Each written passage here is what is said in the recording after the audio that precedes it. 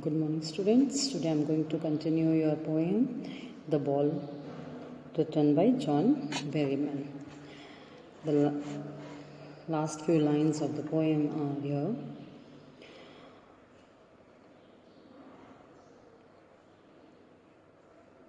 What in a world of possession, people will take balls, will be lost always, little boy, and no one buys a ball back. Money is external. He is learning well behind his desperate eyes. The epistemology of loss, how to stand up, knowing what every man must one day know, and the most known many days how to stand up.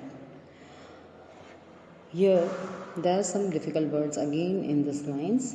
First, just a meaning of those difficult words here. Possession means to have something of their own, ownership. External, here the things with which feelings are not attached. They are not internal, they are external. Desperate, hopeless. Epistemology, a Greek word. Episteme means knowledge. Here the poet says the boy that has to learn that this materialistic world, many of his belongings will be lost. He personifies the ball as his belongings here. So he has used the word epistemology here, that the boy should have the knowledge of this thing, that he has to learn that this is a materialistic world, that he personifies the ball as all as his belongings here, be it the worldly thing or the relationship he is in possession of. So he says, what he says here says that he has to learn to live without them no matter what. He says no one can buy back such things for him.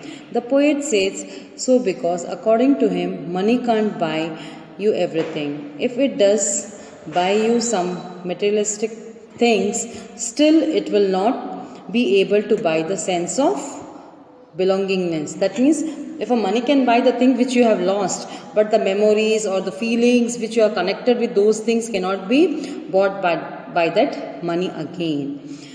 This means that the boy is trying to learn the real truth of life, which states that you have to accept the miseries of life and stand up again here.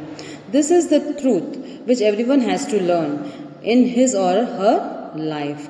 The harsh truth of standing up against the old memories of life that everyone has to bear here. So what does the poet says here? What he wants to say here, he wants in this lines,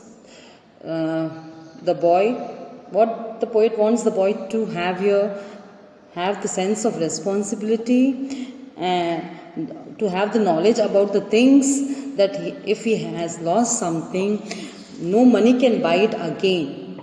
He should be careful enough for the materialistic things,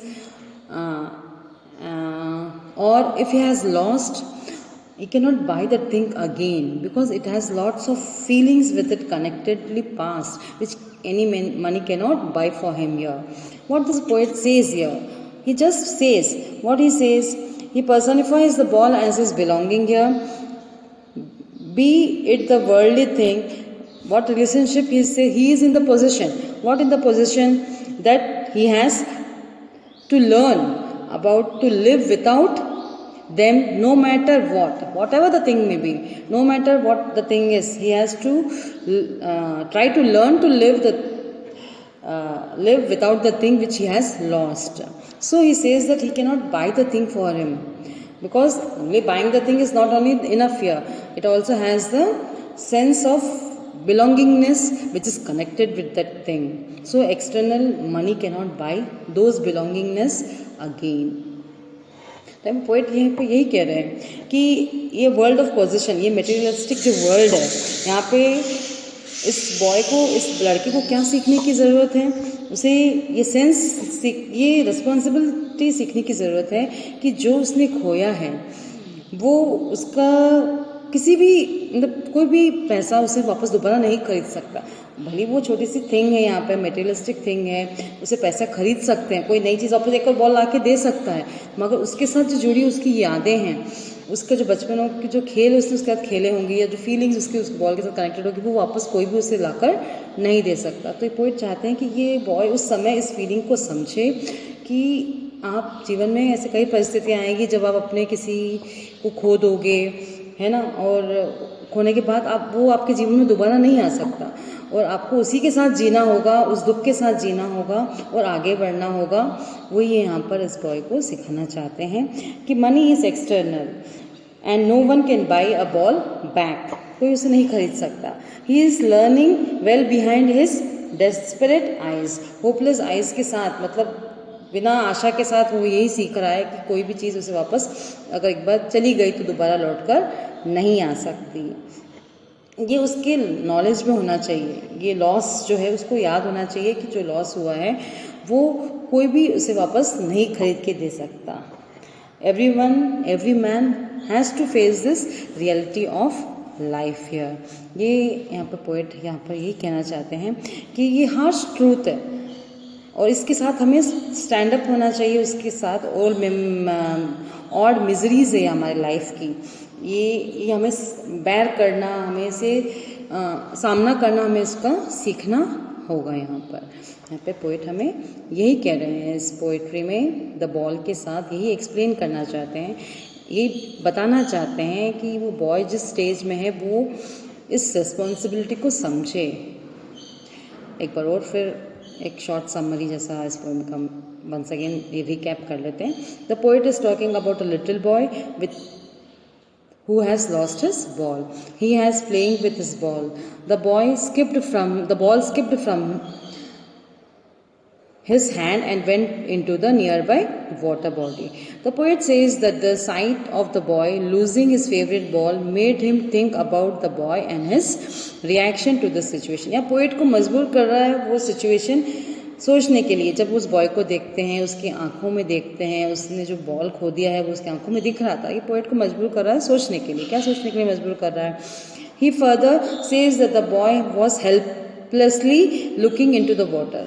असहाय रूप से वो पानी की तरफ निहार रहा था वो बच्चा। क्या कह रहा था? Where his ball has gone, कहाँ चला गया वो बॉल उसका। He was sad and was trembling with fear, डर के मारे दुखी भी था और डर के मारे शिवर भी कर रहा था। He got so immersed in his sorrow that he kept standing near the harbor for a very long time. वो उस दुख में इतना उस दुख के साथ इतना जुड़ गया था, उसके अंदर डीपली इतना खो गया था उस दुख में कि वो घंटों उस हार्बर के पास खड़ा था, उसे देखता रहा उस बॉल को जो उसने उसको मिस कर दिया था। The poet says that he could console him that he may get new ball. वो पोएट चाह रहे थे, उनका हृदय जो पिघल रहा था वो चाह रहे थे उस बॉय के पास जाए और कहे कि लाओ मैं तुम्हें नया बॉल ला के दे दूंगा, मगर क्या हुआ? और he could also give him some money to buy another ball, या तो कह देते कि मैं नया बॉल ला दूं या कुछ पैसे दे के उसको कह दो कि जाओ तुम ले आओ। But he stopped himself from doing so. उन्होंने अपने आप को ऐसा करने से रोक लिया। क्यों रोका?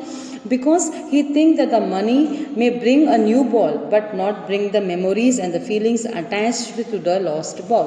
वो पैसे देकर या नया बॉल खरीदकर उसे दे तो देंगे, मगर जो बॉल उसने खो दी है उसके साथ जो उसकी मेमोरीज जुड़ी हुई हैं, उसकी फीलिंग्स जुड़ी हुई हैं, वो वापस दोबारा लौट कर नहीं आ सकती। उस लॉस्ट बॉल के साथ ही वो भी चली गई। यही वो यहाँ पर उस बॉय के अंदर रिस्पॉन्सिबिलिटी डालना चाहते थे। He further says that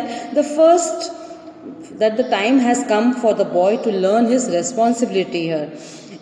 कौन सी रिस्पॉन्सिबिलिटी? यही कि जो चीज़ आपने खो दी है वो दोबारा आपके पास नहीं आ सकती और उससे उसकी जो जुड़ी यादें हैं वो आपके अंदर रह जाएगी, सिर्फ वो यादें बचकर रह जाएगी और वो चीज़ वापस दोबारा लौट कर नहीं आ सकती है ना। क्या सिखाने का समय आ गया उसे? आप learn the toughest lesson of life. कौन सा टफेस्ट लेसन लाइफ का? Lesson of expecting the harsh reality of life that one day we will lose our loved ones and our loved things. एक दिन ऐसा समय भी आएगा कि जब हम अपने सबसे प्रिय व्यक्ति को भी अपने जीवन में खो देंगे शायद, या अपनी प्रिय वस्तु को भी खो देंगे। ये चीज़ हमें सहन करने की, इसे झेलने की, इसके साथ जीने की हमें आदत हो जानी चाहिए। यही सेंस ऑफ रिस्पॉन्सिबिलिटी यहाँ पोएट इस बॉय को सिखाना चाहते थे, इसीलिए उन्होंने अपने आप को रोक दिया उसे न्यू बॉल दिलाने से या उसे पैसे देने से कि जाओ तुम उस बॉल को खरीद लो। यही एक रिस्पॉन्सिबिलिटी, सेंस ऑफ रिस्पॉन्सिबिलिटी यहाँ पर उस समय उस बॉय को वो सिखाना चाहते थे। होप आपको भी इस पोइट्री को समझ में आई होगी। और इस पोइट्री में भी लिटरेरी डिवाइसेस हैं जो यूज़ हुए हैं। अब क्या लिटरेरी डिवाइसेस यूज हैं? एलिट्रेशंस यूज़ हुआ है, साउंड ऑफ बी, कॉन्सिक्वेंटिंग वर्ड्स, दो वर्ड्स के साथ, बाइज अ बॉल बैक, यहाँ पे कॉन्सिक्यूटिव दो वर्ड्स यहाँ पे कॉन्सोनेंट साउंड के साथ। एजोनेंस है, यूज ऑफ ई, यहाँ पे डेस्परेट आईज, रेपिटेशन है बॉल वर्ड का, और rhyming scene, there is no rhyming scene in the poem here.